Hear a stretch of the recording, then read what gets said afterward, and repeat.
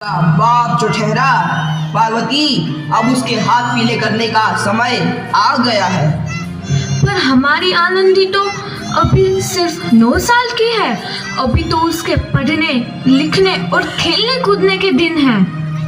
देख पार्वती, लड़कियां पराया धन होती है और जितना जल्दी इन्हें घर से विदा कर दे उतना अच्छा है। कल से आनंदी की पढ़ाई लिखाई बंद।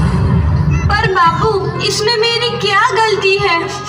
आप मुझे पढ़ाई करने क्यों नहीं देते? तेरी गलती है कि तू एक लड़की है। लड़का होती तो क्या बापू? लड़का होती तो क्या? ऐ लड़की, ज्यादा जबान ना चला, नहीं तो जबान हलक से खींचकर बाहर निकाल दूंगा। बापू, मैं पढ़ लिख कर कुछ बनना चाहती हूँ। मेरी पढ़ाई ना रोको बापू। आनंदी, तुझे पढ़ना है तो पढ़, लेकिन सारी उम्र बाप की छाती पर यूं बोझ बनकर ना बैठ। पर बापू, अभी तो मेरी उम्र पढ़ाई लिखाई की है। मुझे पढ़ लिख कर डॉक्टर बनना है। पढ़ाई पढ़ाई पढ़ाई, आज तो तेरी किताबों का काम तमाम करके ही छोड़ूंगा। ये ले। नहीं बापू, मत फाड़ो बापू। छोरी। नहीं बापू, नहीं। बापू, ये तुमने क्या किया? तुमने मेरी इन किताबों को ही नहीं फाड़ा बापू, मेरी किस्मत फाड़ दी, मेरी किस्मत। ये कॉपी किताबें ना सिर्फ छोरों के हाथ में अच्छी लगती है, लड़कियों के हाथ में तो सिर्फ मेहंदी अच्छी लगती है, मेहंदी। पर बापू, मैं लड़की हूँ तो क्या हुआ? लड़का और लड़की तो हमारी दोनों आंखों के समान होते हैं।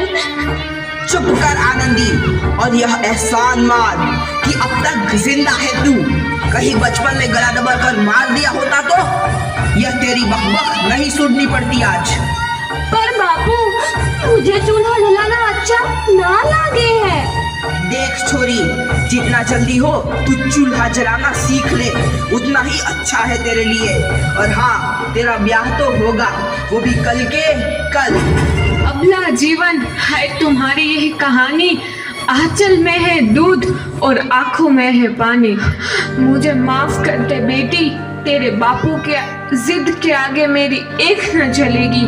माफ कर दे बेटी, मुझे माफ कर दे। इस प्रकार मात्र 9 वर्ष की छोटी उम्र में आनंदी का विवाह गोपाल राव जोशी से हो गया। बाल विवाह एक सामाजिक कुरीति है और इस कुप्रथा का शिकार होना पड़ा आनंदी को। 5 वर्ष बाद आनंदी 14 साल की हो गई है। उसके घर एक शिशु ने जन्म लिया है। देखते हैं आगे क्या हुआ। देखिए ना, इसे क्या हो गया है? इसका माथा तो अंगार की तरह तप रहा है। इसे तो बहुत तेज बुखार है। आप बिना कुछ भी बोलते हैं, दीजिए मुझे। माधव, जल्दी से वैद्य जी को बुला के लाओ। जी, अभी बुला के लाता हूँ। ये तुम क्या कर रही हो आनंदी? भगवान की विभूति लगा रही हूँ। बस करो आनंदी, ये सब अंधविश्वास है। अरे आप यकीन तो कीजिए, भगवान की कृपा से इसका माथा ठंडा हो रहा है और बुखार भी उतर गया है ना बाबू? देखिए, दीजिए मुझे। उठो बाबू, आंखें खोलो, तुम्हें तुम्हारी माँ बुला रही है।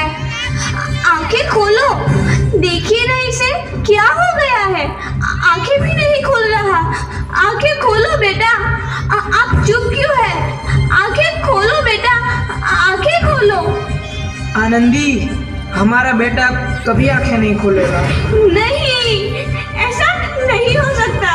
मेरे बेटे को मुझसे कोई नहीं छीन सकता, कोई नहीं छीन सकता। पागल मत बनो आनंदी।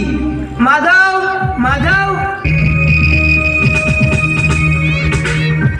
आनंदी, बंद करो ये पागलपन। भगवान ने मेरा बच्चा छीन लिया।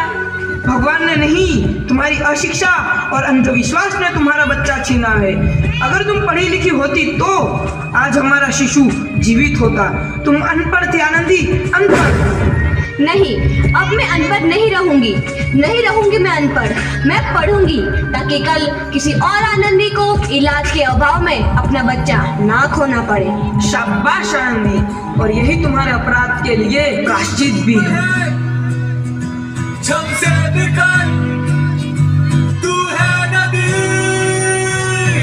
आनंदी, तुम्हारी 12वीं का परिणाम आ गया है। तुमने पूरे कॉलेज में प्रथम स्थान अर्जित किया है।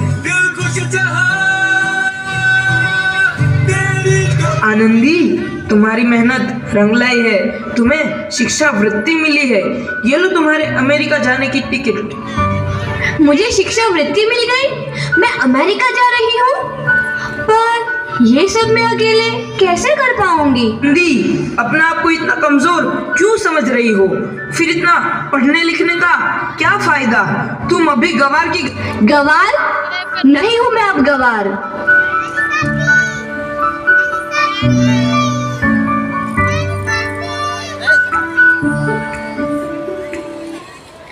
तो इस प्रकार 7 अप्रैल 1883 को आनंदी अमेरिका के पेंसिल्वेनिया के लिए रवाना हुई और 3 साल बाद उन्होंने डॉक्टर ऑफ मेडिसिन की उपाधि प्राप्त कर ली।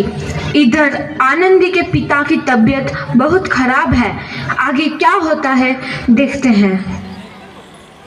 लगता है अब मेरे जाने का समय आ चुका है। अब मैं नहीं बचूंगा। ऐसा मत बोलो। शहर के सिटी हॉस्पिटल में अमेरिका से डिग्री लेकर कोई बड़ा डॉक्टर आया है। एक बार वहां चलकर दिखा लेते हैं। हाँ, सही बोला भैया। कम से कम दिल को तसल्ली तो मिल जाएगी। हाँ हाँ, चलो चलो जल्दी हॉस्पिटल चलते हैं।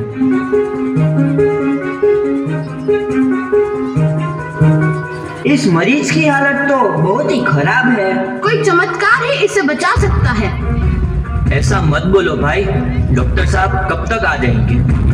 लो आ गई डॉक्टर मैडम। डॉक्टर मैडम जल्दी देखिए, मरीज की हालत बहुत ही खराब है।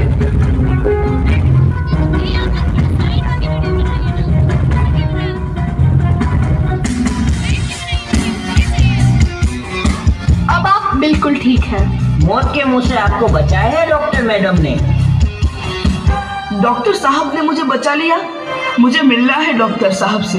डॉक्टर साहब नहीं, डॉक्टर मैडम बोलो। डॉक्टर मैडम, उन्होंने ही तुम्हें जीवन दान दिया है। लो आ गई डॉक्टर मैडम, मिल लो उनसे। डॉक्टर मैडम, आपका बहुत बहुत धन्यवाद। आपने मेरी जान बचाई। इसके बदले में मैं गरीब भला आपको क्या दे सकता हूँ? वचन चाहिए मुझे कि कभी ये नहीं कहोगे कि लड़कियां कुछ नहीं कर सकती। वचन? ये कैसा वचन? अरे श्यामलाल, तुमने पहचाना नहीं? तुम्हारी बेटी आनंदी। आनंदी? मेरी बेटी आनंदी? डॉक्टर? हाँ बापू, वही आनंदी जिसके लिए बचपन में तूने चूल्हा और दूल्हा के अलावा कुछ नहीं सोचा था। आनंदी, आनंदी मेरी बेटी, मुझे माफ कर दे। मैं तेरा गुनहगार हूँ बेटी। नहीं नहीं बापू, वही आनंदी जिसके हाथ पीले करके तुम उसकी सारी जिंदगी काला कर देना चाहते थे। माफ कर दे मुझे मेरी बच्ची, माफ कर दे। मैं तेरा अपराधी हूँ मेरी बच्ची, माफ कर दे। नहीं बापू, मैंने तो तेरा एहसान चुकाया है। याद है ना अपना एहसान जो बचपन में तुमने मुझ पर किया था?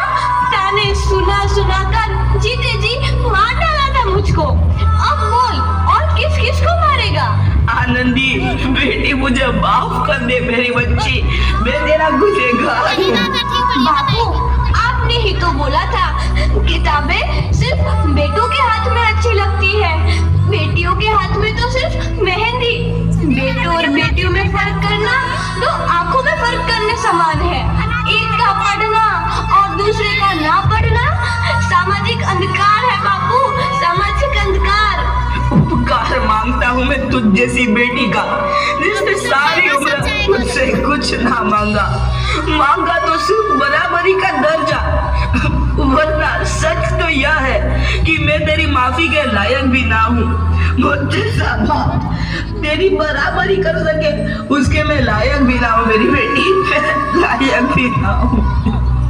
अपने बापू को क्या माफ नहीं करोगी आनंदी? माफ कर दो आनंदी, माफ कर दो। सुबह का भूला यदि शाम को घर लौट आए तो उसे भूला नहीं कहते। बापू। तो इस प्रकार आनंदीबाई जोशी ने अपनी मेहनत और अटूट इरादे से न